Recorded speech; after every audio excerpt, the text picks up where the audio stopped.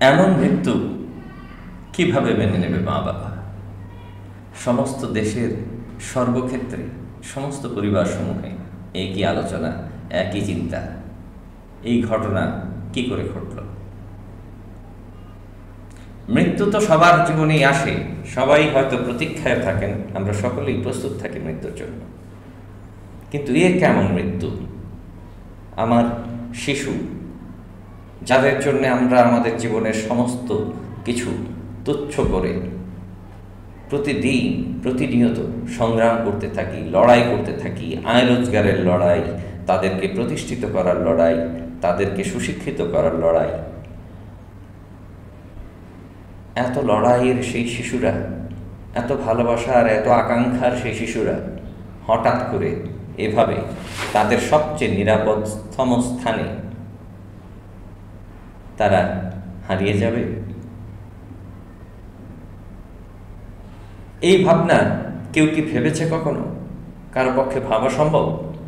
রাস্তায় যেতে যেতে ভাবা যায়, অ্যাক্সিডেন্ট হতে পারে। একটা পরিবার, একটা বাবা মা ভাবতেই পারেন যে আমরা ওই স্কুলটায় আমার বাচ্চাকে নিয়ে যেতে হয়তো কোনো সময় অ্যাক্সিডেন্ট হয়ে যেতে পারে। কিন্তু ওই ধরনের একটি নিরাপদ স্কুলে, অর্থে বিত্তে বৈভবে, যেখানে মোটামুটি স্টাবলিশড মানুষেরাই তাদের বাচ্চাদেরকে পড়ান, তারা কি ভাবতে পারেন ওই ধরনের গেট লাগানো নিরাপদ একটি স্কুলে তাদের বাচ্চাদের মৃত্যু ঘটবে? অথবা যারা জীবিত থাকবে তাদের জীবন এক বিভীষিকাময় চিহ্ন বহন করবে? ভাবেনি কেউ। আর সেই ভাবনাটুকুই আজকে বাংলাদেশের প্রতিটি পরিবারে, প্রতিটি মা বাবার মধ্যে বিরাজমান। সকলেই আজ উৎকণ্ঠিত যে আমরা হাজার নিরাপত্তার ব্যবস্থা করেও, আমরা হাজার প্রচেষ্টা চালিয়েও আমাদের শিশুরা তো নিরাপদ নয়। এই শিশুরা যখন এভাবে হারিয়ে গেল পৃথিবী থেকে, তা নিয়ে চলছে নানা ধরনের ঘটনা। সচিবালয় থেকে শুরু করে স্কুল প্রাঙ্গণ, উপদেষ্টা, রাজনীতিবিদ সকলেই জড়িয়ে যাচ্ছেন এই ঘটনা প্রবাহে। সবচেয়ে বড় কথা, এইখানে এই স্কুলের শিশুরা কোনোভাবেই এই ধরনের ঘটনার সাথে, বা ওই শিক্ষিকারা, শিক্ষকরা কোনোভাবেই এই ঘটনার সাথে ন্যূনতম এই মৃত্যুর জন্য প্রস্তুত বা কোনো ধরনের দায়বদ্ধতা তাদের নেই। কিন্তু তাদের মৃত্যুকে ভুলিয়ে দিয়ে সেই ঘটনার যিনি ঘটিয়েছেন তিনি, তার মৃত্যু আমাদের জন্য দুঃখের। সেই পাইলট, তাকেও তার মা বাবা অনেক কষ্টে এই পর্যায়ে নিয়ে এসেছেন, তার মৃত্যু অবশ্যই জাতির জন্য দুঃখের। কিন্তু ঘটনাটা তার হাতেই ঘটেছে।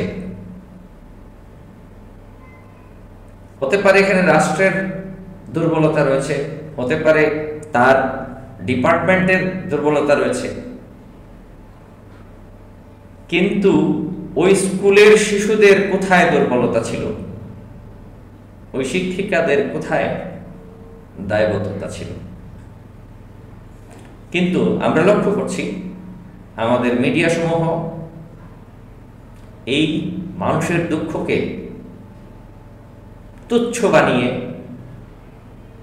আমাদের সন্তানদের বেদনাকে তুচ্ছ বানিয়ে তারা এমন ধরনের প্রচারণা চালাচ্ছে যেখানে ওই পাইলটের গুণবন্ধনা শুনতে শুনতেই আপনার মাথা খারাপ হয়ে যাবে। ওই সংবাদ দিয়ে সেই সংবাদটুকু ধামাচাপা দেওয়ার একটি প্রয়াস আমরা লক্ষ্য করছি। 5ই আগস্টের পরে থেকে এর পূর্ববর্তী সময়ে আমাদের মিডিয়া দেখেছি একজন ব্যক্তি এবং একটি দলের পাঁচাত্ম। 5ই আগস্টের পরেও আমরা দেখেছি অন্তর্বর্তী সরকারের প্রধানের পাঁচাটা নিউজ করা, আবেগ ঘন গল্প বানিয়ে সেখানে ঢাকার আকাশ, দিল্লির বাতাস, এসব নানাবিধ রম্য রচনা করে তাকে মহিরুহ বানানো হচ্ছে। যখনই কোনো ঘটনা বাংলাদেশে ঘটে সেটিকে ধামাচাপা দেওয়ার জন্য আরো নতুন নতুন ঘটনার জন্ম হয়। আমাদের মানুষকে এখন আন্দোলন করতে হচ্ছে যে তার সন্তানটি যে মারা গেল তার সংখ্যা বা তার তার সঠিক ঠিকানাটা জানার জন্য। মিডিয়ার এই মিথ্যাচারের বিরুদ্ধে আন্দোলন হচ্ছে, আবার ফাঁকতালে সচিবালয়ে ঘেরাও হচ্ছে, সেখানে নানাবিধ ষড়যন্ত্রও জড়িয়ে যাচ্ছে। তাহলে 5ই আগস্টের মধ্য দিয়ে আমরা অর্জন কি করেছি?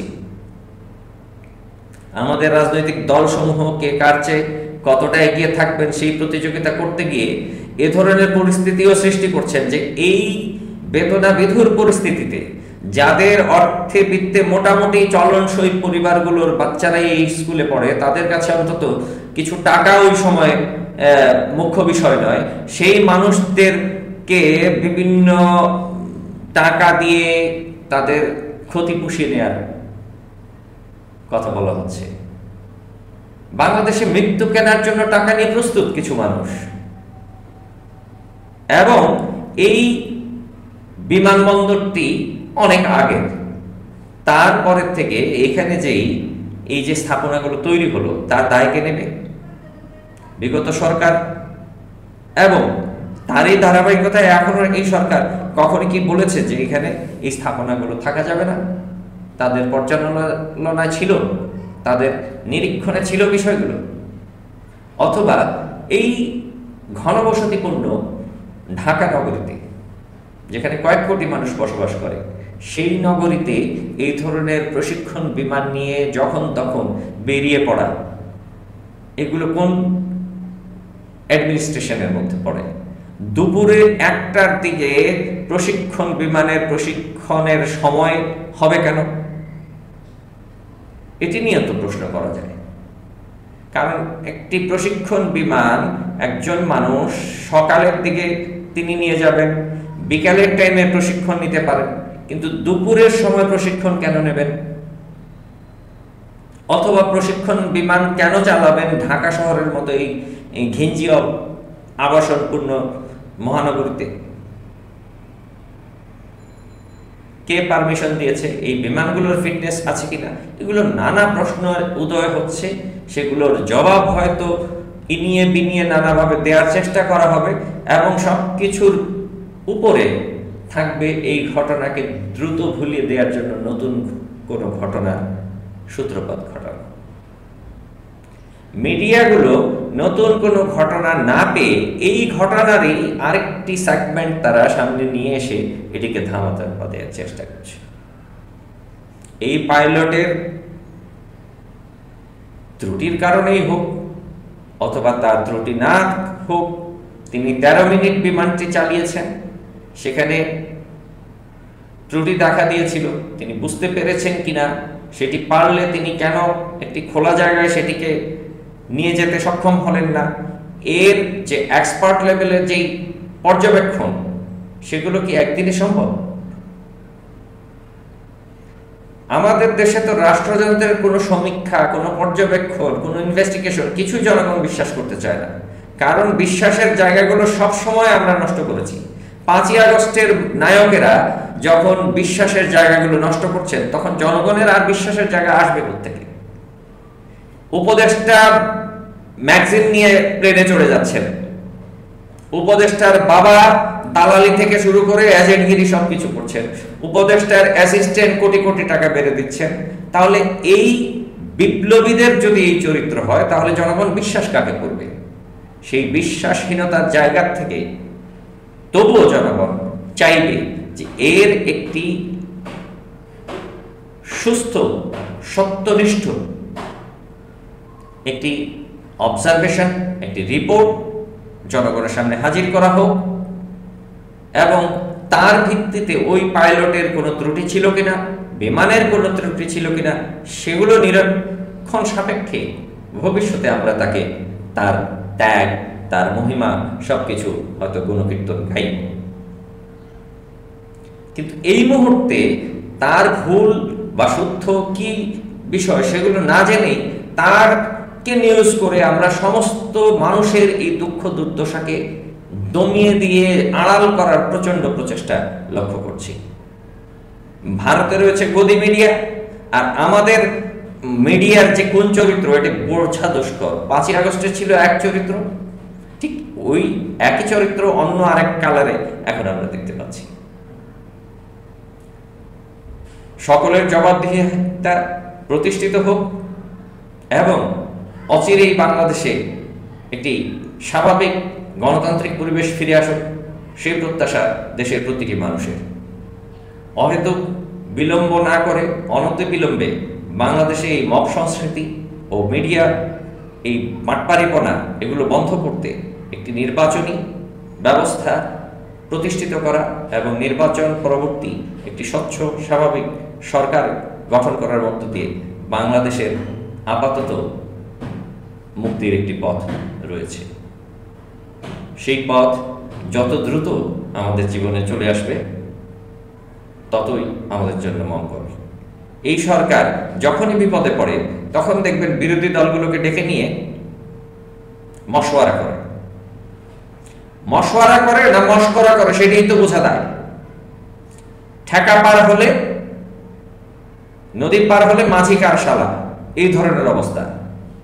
এই ঘটনা শেষ হয়ে যাক, এই সরকারই এই দলগুলোর বিরুদ্ধে অথবা তাদের পক্ষে কাজ করে এদের মধ্যে সংঘাত লাগিয়ে দেয় নানাভাবে। এই সরকারের উপর আর বেশি সময় ভরসা করলে বাংলাদেশের অনেক বড় সংকট সৃষ্টি হবে। সকল পরিবারের প্রতি, সন্তানহারা মা বাবাদের প্রতি, সুখ সন্তপ্ত পরিবারের প্রতি সমবেদনা। আমরা সবাই মর্মাহত। এ দুঃখ শুধু আপনাদের একার নয়, আমাদের সকলের। তবুও বাস্তবতাকে মেনে নিয়ে আপনারা ধৈর্যের সাথে পরিস্থিতি মোকাবেলা করবেন এবং ভালো থাকবেন, সেই প্রত্যাশাই।